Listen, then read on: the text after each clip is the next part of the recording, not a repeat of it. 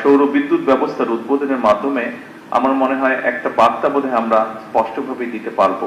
সেটি হচ্ছে বাংলাদেশ পরিচ্ছন্ন জ্বালানি, সবুজ অর্থনীতি এবং আত্মনির্ভরশীল শক্তি ব্যবস্থার পথে ধীরে ধীরে দৃঢ়ভাবে এগিয়ে যাচ্ছে।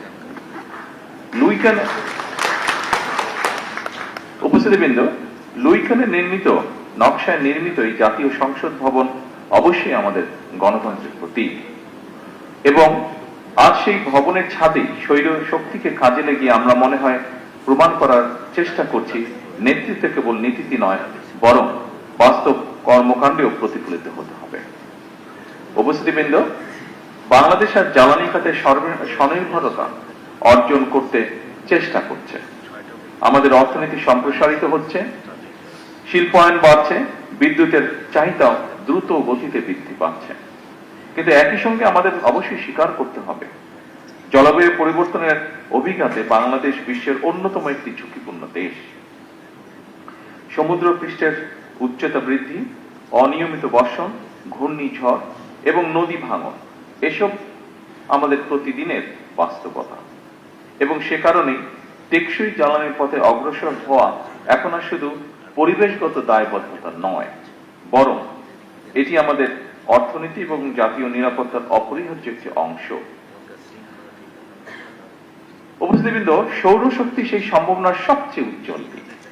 আমাদের বাংলাদেশে প্রতিদিন গড়ে প্রতি বর্গ কিলোমিটারে 4.5 থেকে 5 কিলোওয়াট ঘন্টা সৌর বিকিরণ পায়। আমাদের অসংখ্য ছাদ, শিল্প এলাকা, খোলা জমি এবং উপকূলীয় অঞ্চল নবায়নযোগ্য জ্বালানির বিশাল সম্ভাবনার ধারণ করে আছে। গত এক দশকে বিশ্বব্যাপী সৌর বিদ্যুতের উৎপাদন ব্যাপকভাবে হ্রাস পেয়েছে। ফলে সৌরশক্তি এখন কেবল পরিবেশ বান্ধব নয়, অর্থনৈতিকভাবে অত্যন্ত কার্যকর একটি সমাধান।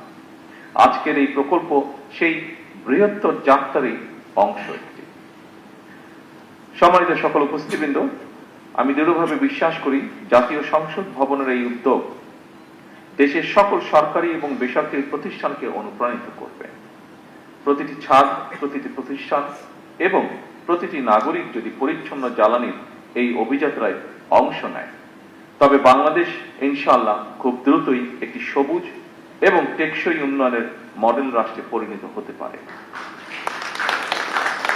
পরিশেষে এই প্রকল্প বাস্তবায়নের সঙ্গে সংশ্লিষ্ট সকলকে জানাই আন্তরিক অভিনন্দন এবং ধন্যবাদ। আসুন আমরা সকলে মিলে একটি পরিচ্ছন্ন, নিরাপদ এবং টেকসই বাংলাদেশের জন্য কাজ করি। আল্লাহ হাফেজ। বাংলাদেশ জিন্দাবাদ।